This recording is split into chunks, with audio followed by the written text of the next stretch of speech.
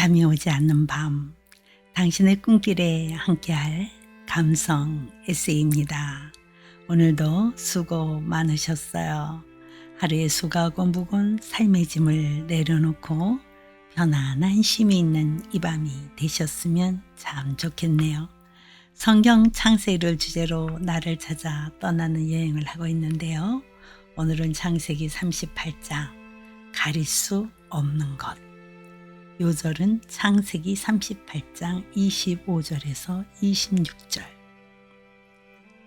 여인이 끌려나갈 때 사람을 보내어 시아버지에게 이르되 이 물건 임자로 말미암아 임신하였나이다. 청하건대 보소서 이 도장과 그 끈과 지팡이가 누구의 것이니까. 유다가 그것을 알아보고 그는 나보다 옳도다. 내가 그를 내 아들 셀라에게 주지 아니하였음이로다 하고 다시는 그를 가까이 하지 아니하였더라. 창세기 38장 가릴 수 없는 것. 인간에 의해 가장 잘 위장되는 것은 무엇일까? 인간만큼 위장에 능한 것은 없다.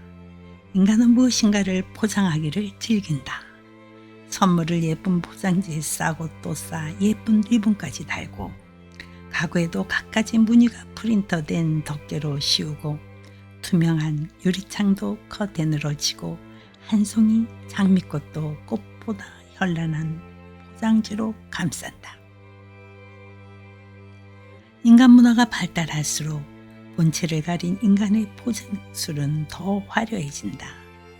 포장 문화 속의 인간은 자신을 포장하는 위장술에 능해져 화장술과 의상으로 육체를 위장하기도 하고 의식의 본질조차 무의식의 깊은 곳에 감춰버리고 난다. 인간은 에덴 동산에서 죄를 범한 직후 자신의 벌거숭이 몸을 내려다보게 되었다. 그래서 그가 한 첫 행동은 허겁지겁 무화과 나무잎을 엮어 치마를 하는 일이었다. 인간이 가장 강한 의지로 위장하려는 것은 자신이 지은 죄를 은폐시키려 할 때이다. 야곱의 넷째 아들 유다는 이방 여인인 가나안 사람 수아의 딸을 아내로 취해 아들 셋을 낳았다. 첫째 아들 엘과 둘째 아들 오난과 셋째 아들 셀라는 장성하였다. 유다는 장자 엘을 위해 다말을 며느리로 맞이했다. 그런데 장자 엘이 하나님 목전에 악하였기 때문에 죽음을 당했다.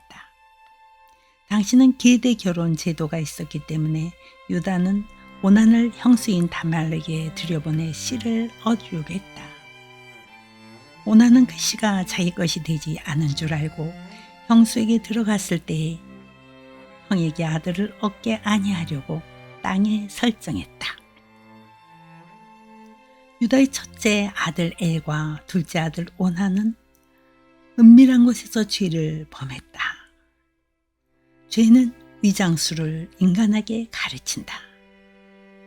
죄가 은밀히 위장되었을지라도 그들은 늘 여호와의 목전에 있었으므로 죽음을 당했다. 유다는 셋째 아들 셀라도 죽을까 염려가 되어 다말을 친정으로 보내며 셀라가 장성하기를 기다리라고 했다. 그러나 그것은 위장된 언어였다. 그는 셀라가 장성해도 다말에게 줄 생각은 없었다. 세월이 흐른 후 유다의 아내는 죽었고 아들 셀라는 장성했다. 어느 날 유다는 친구 히라와 함께 딥나로 올라갔다. 시부가 양털을 깎으려고 딥나에 올라왔다는 소식을 들은 다말은 과부의 의복을 벗고 자신을 위장했다. 그녀는 면박으로 얼굴을 가리고 몸을 휩쌌다. 그리고 다말은 길곁 에나임 문에 앉아 시부를 기다리고 있었다. 그 길을 지나던 유다는 자신의 며느리를 창녀로 알고 자신의 도장과 그 끈과 지팡이를 약조물로 주고 그녀와 동침했다. 다말은 시부가 떠나자 면박을 벗고 도로 과부의 의복을 입었다. 집으로 돌아간 유다는 친구에게 부탁하여 약조물을 찾기 위해 염소 새끼를 보냈다. 유다의 친구 아둘람 사람은 에나임에 가서 장녀를 찾았으나 허사였다. 돌아온 친구의 말을 듣고 유다는 부끄러움을 당할까 두려워하여 그 일을 묻어두기로 했다. 석 달 후 유다는 며느리 다말이 행음하였고 그 행음함을 인하여 아이를 잉태하게 되었다는 소식을 듣게 되었다. 그 소식을 들은 유다는 노발대발하여 다말을 즉시 끌어내어 불사르라고 명령했다. 유다는 다말을 해결되지 않은 골칫덩이로 생각했을지도 모른다. 그런데 이제 그녀 스스로 처치될 죄목을 만들었으니 문제가 순순히 풀린다고 생각했을지도 모른다. 유다는 다말의 행음을 노발대발함으로 자신의 추악한 죄를 위장하려 했다. 자신의 죄를 포장하는 방법 중 하나가 남의 죄에 대해 분개하는 것이다. 다말은 끌려나갈 때 사람들에게 물건을 보내어 시부에게 이 물건 임자로 말미암아 잉태하였나이다. 청컨대 보소서 이 도장과 그 끈과 지팡이가 이것이니까 했다. 도장과 끈과 지팡이를 받아든 유다는 잘 포장해 묶어놓았던 자신의 죄가 드러남을 보았다. 유다는 신음하듯 말했다. 그는 나보다 옳도다. 내가 그를 내 아들 셀라에게 주지 아니하였음이로다. 다말은 쌍둥이를 낳았다. 해산할 때에 손이 나왔는데 산파가 이는 먼저 나온 자라 하여 홍사를 가져 먼저 나온 손에 매자 그 손이 다시 들어가고 그 형제가 나왔다.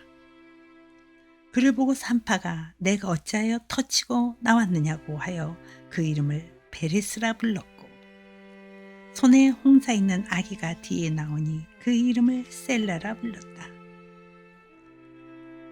인간의 죄는 위장하여 가려지는 것이 아니다.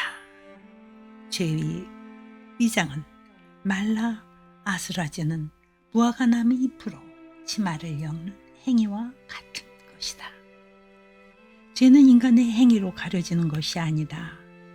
뜨거운 하나님의 시선 앞에 인간의 의인 무화과 잎이 말리우고 수치심에 몸을 떨던 에덴 동산에서의 아담과 하와에게 하나님은 짐승을 잡아 가죽옷을 지어 입히셨던 것을 기억하는가?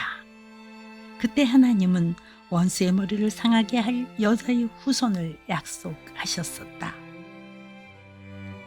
그 약속된 여자의 후손인 구세주가 이방 여인이었고 시부와 동침했던 죄악된 여인 다말의 혈통을 빌어 인간의 몸을 입으셨다는 것은 놀라운 은혜다.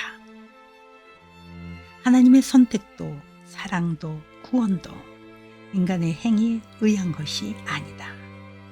인간의 행위는 무화과 잎을 엮고 죄를 가려오는 어리석음에 불과하다. 드러난 수치를 가리려 해도 인간은 여전히 벌거벗은 자신을 볼 수 있을 뿐이다. 죄의 가리움을 받을 수 있는 것은 은혜다. 인간의 죽음도 삶도 모두 은혜로 말미암는다. 인간은 은혜로 산다. 약속된 여자의 후손이 족보에서 근친상간의 죄를 범한 다말의 이름을 우리는 볼 수 있다. 우리가 무화과 잎을 엮고 가리려 해도 드러나 버리는 죄악된 모습의 나에서 자유로울 수 있음은 그녀의 이름 때문이다.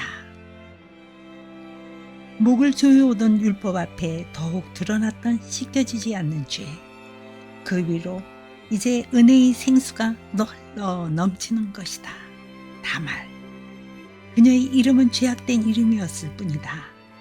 그러나 그녀의 이름은 위장을 벗고 우리에게 자유의 깃발로 은혜의 상징으로 보석처럼 여자의 후손의 족보에 박혀있다. 38강을 마무리합니다. 아무리 가리려 해도 가릴 수 없는 것은 우리의 죄성이 아닐까요? 자신의 죄를 가리고 오히려 며느리에게 전가시키려 했던 유다의 모습이 우리 속에도 숨겨져 있지 않을런지요. 그러나 하나님의 은혜는 그 죄를 가리워 주는군요. 이방 여인이고 죄를 지은 다말의 이름이 예수 그리스도의 족보에 올랐으니 말이죠. 가리고 싶은 삶을 사는 연약한 우리의 삶이 늘 은혜로 가리움을 받는 것 같네요. 자, 이 밤도 은혜의 깊은 밤 되시길 기도합니다. 39강에서 뵙죠. 샬롬.